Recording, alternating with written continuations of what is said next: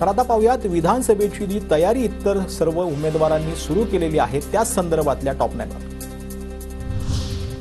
विधानसभेत अजित पवारांच्या बारामतीत पराभव होणार, वडिलांसमान शरद पवारांच्या पाठीत खंजीर खुपसला, आता पश्चाताप होऊन काय उपयोग, संजय राऊतांचा हल्लाबोल।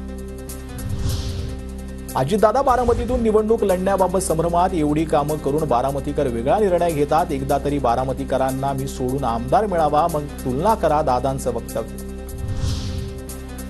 शरद पवारांपुढे निभाव लागणार नाही असं दादांना वाटतंय, अजित पवारांच्या बारामती संदर्भातील वक्तव्यावर विजय वडेट्टीवारांची टीका। अजित पवार आमचे कॅप्टन, दादा निवडणूक लढवणार, विरोधकांच्या टीकेनंतर छगन भुजबळांची प्रतिक्रिया।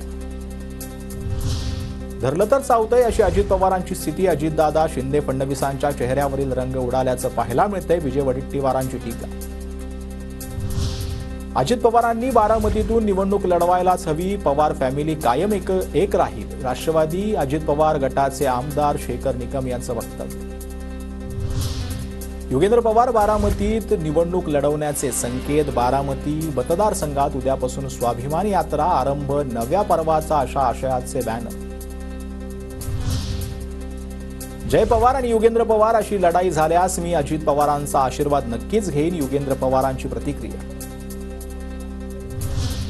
मुलगी निवडून आली तर मला गर्व होईल, नदीत फेका म्हणजे बाजूला फेकून द्या असं म्हणालो, धर्मराव आत्राम यांचं विधान, भाग्यश्री आत्राम पवार गटात प्रवेश करणार।